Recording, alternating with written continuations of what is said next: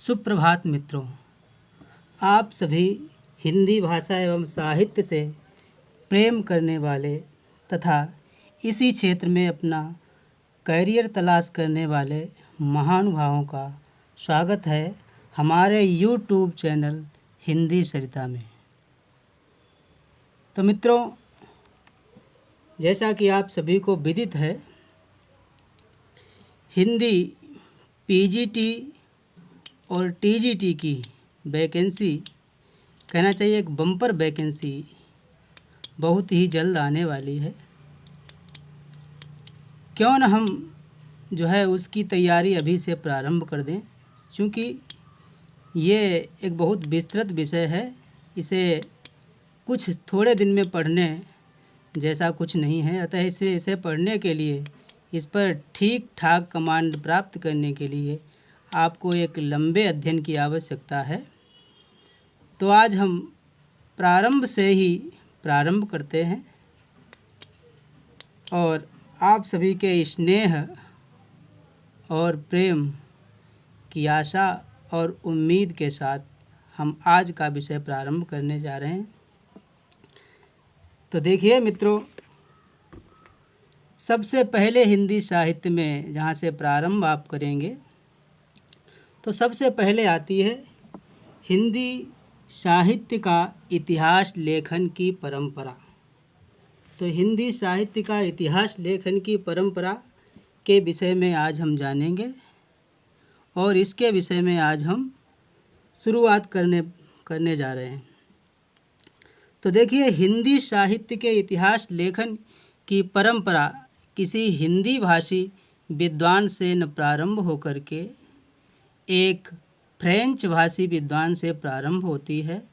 तो आप ऐसा कह सकते हैं कि हिंदी साहित्य का जो प्रथम इतिहास ग्रंथ है वो एक फ्रेंच भाषी विद्वान गारसा दतासी से प्रारंभ होती है। और हिंदी साहित्य का प्रथम इतिहास ग्रंथ है जिसका यहाँ पर नाम लिखा हुआ है। चूँकि यह नाम फ्रेंच भाषा में है, अतः आपको इसे याद करने में थोड़ी कठिनाई हो सकती है, लेकिन आपको ये याद करना ही होगा। तो इसका नाम है, सबसे पहला इतिहास ग्रंथ है इस्तार दला लिटरेत्यूर एंदुई एंदुस्तानी। इस्तार दला लिटरेत्यूर एंदुई एंदुस्तानी। जैसा कि हमने बताया है कि ये फ्रेंच भाषा में लिखा गया है और इसके विषय में जो प्रमुख तथ्य हैं वो इस प्रकार से हैं। इसका प्रकाशन 2 भागों में हुआ है। पहले भाग का प्रकाशन 1839 ईस्वी में हुआ और इसके द्वितीय भाग का प्रकाशन 1847 ईस्वी में हुआ। तो आपको ये याद रखना है कि 1839 में इसके प्रथम भाग का प्रकाशन हुआ और 1847 में इसके द्वितीय संस्करण का प्रकाशन हुआ। अगर हम देखें कि कुल कितने कवियों को इसमें स्थान दिया गया है, तो आप देख रहे हैं कुल 738 कवि 738 कवि इस इतिहास ग्रंथ में शामिल किए गए। लेकिन आश्चर्य की बात यह है कि हिंदी साहित्य का इतिहास लिखा जा रहा है किसी फ्रेंच भाषी विद्वान के द्वारा, जबकि ये हिंदी के किसी विद्वान के द्वारा लिखा जाना चाहिए था। लेकिन फिर भी जैसा है वैसा हमें स्वीकार है। लेकिन इसमें सबसे ज़्यादा जो आलोचना का विषय है वो ये है कि इसमें हिंदी के कवि हैं वो मात्र 72 ही शामिल किए गए हैं। इन महानुभावों ने कुल कवियों को स्थान दिया 738 को, जिसमें से हिंदी के मात्र 72 विद्वान ही हैं। अतः इसके कारण इनके इतिहास ग्रंथ पर एक बहुत बड़ा प्रश्न चिन्ह खड़ा हो जाता है। अब हम बात कर लेते हैं कि इसकी पद्धति कौन सी है। इस इतिहास ग्रंथ की पद्धति वो है वर्णानुक्रमी पद्धति, अर्थात वर्णों के आधार पर कवियों को और साहित्यकारों को इसमें स्थान दिया गया है। ना कि उनके समय के आधार पर। अब वर्णानुक्रमी पद्धति का ये सबसे बड़ा दोष है कि यहाँ पर अल्फ़ाबेट के अनुसार कवियों का नाम तो सेलेक्ट कर लिया जाता है, नाम तो ले लिया जाता है, लेकिन जो पहले हुए हैं उनका स्थान बाद में हो जाता है और जो बाद में हुए हैं उनका स्थान पहले आ जाता है। तो इसमें यह दोष भी व्याप्त है। तो ये इतने तथ्य भी आपने जाने।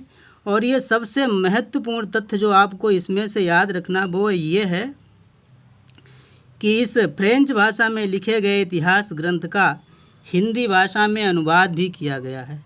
अब आपको ये याद रखना है कि हिंदी भाषा में अनुवाद किसने किया। तो जैसा कि आप देख रहे हैं, डॉक्टर लक्ष्मी नारायण वार्ष्णेय जी ने इसे हिंदी भाषा में अनुवादित किया।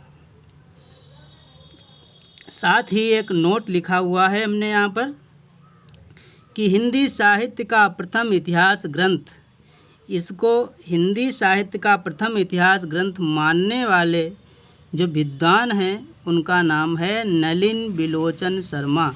आप इस तथ्य को भी अच्छी तरह से याद रखें, क्योंकि इन्हीं तथ्यों से अधिकांश प्रश्न पूछे जाते हैं पिछली परीक्षाओं को देखें तो।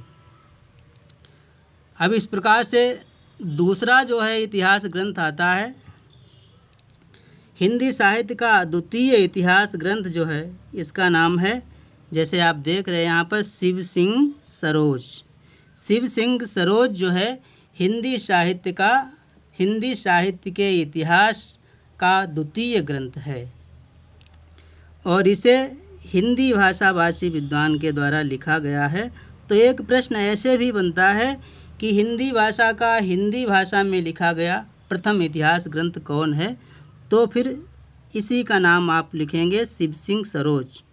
भले ही इस्तार दला लिटरेत्यूर एंदुई हिंदुस्तानी हिंदी साहित्य की लेखन का प्रथम इतिहास ग्रंथ है, लेकिन वो फ्रेंच भाषा में लिखा गया है। लेकिन जब ऐसे प्रश्न पूछा जाए कि हिंदी भाषा में लिखा गया पहला इतिहास ग्रंथ कौन है, तो नाम आता है शिव सिंह सरोज का, और इसके लेखक जो हैं शिव सिंह सेंगर ने लिखा है। तो याद रखना कोई मुश्किल काम नहीं है, क्योंकि उनके नाम से इतिहास ग्रंथ का नाम रखा गया है, तो आप इसे आसानी से याद रख सकते हैं।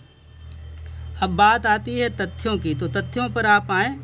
देखिए तथ्य नंबर 1 जो है, प्रकाशन वर्ष इसका 1883 ईस्वी है, अर्थात 1883 ईस्वी में इसका प्रकाशन हुआ।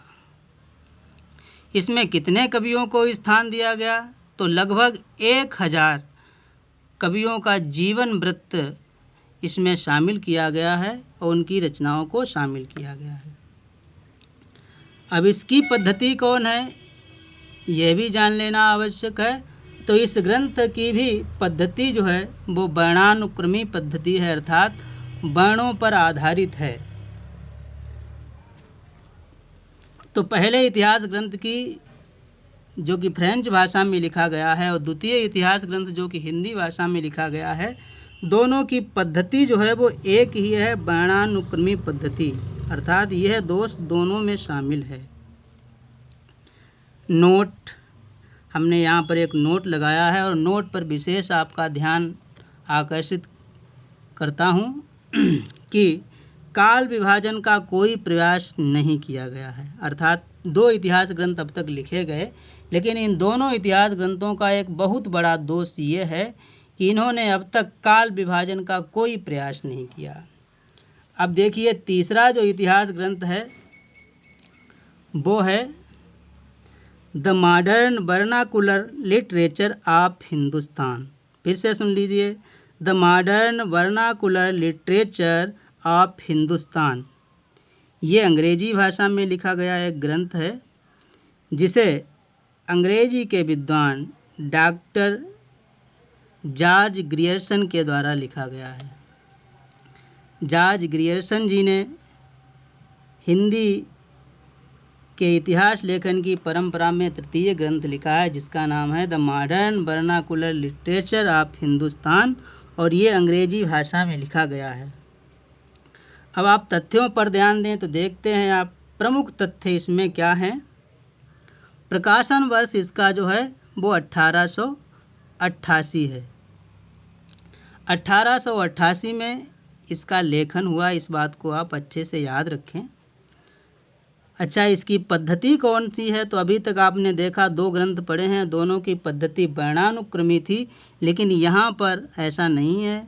इस इतिहास ग्रंथ अर्थात जॉर्ज ग्रियर्सन के द्वारा लिखे गए इतिहास ग्रंथ की पद्धति जो है कालानुक्रमी पद्धति है, अर्थात इन्होंने काल के अनुसार, समय के अनुसार कवियों को इसमें स्थान दिया।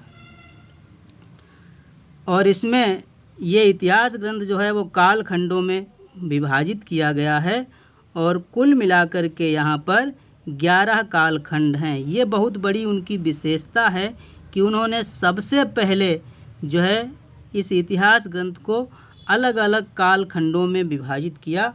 और यहाँ पर हमने नोट भी लिखा है, देखिए, काल विभाजन का प्रथम प्रयास। अगर ऐसे करके प्रश्न एक आता है कि काल विभाजन का सबसे पहला प्रयास जो है किसके द्वारा किया गया, तो आप कहेंगे कि काल विभाजन का सबसे पहला प्रयास डॉक्टर जॉर्ज ग्रियर्सन के द्वारा किया गया। तो इस प्रकार आपने 3 हिंदी साहित्य के इतिहास ग्रंथों के विषय में अध्ययन किया। इसके आगे की चर्चा अगले वीडियो में करेंगे। तब तक के लिए धन्यवाद।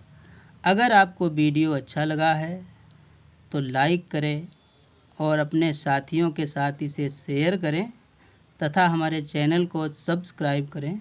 धन्यवाद।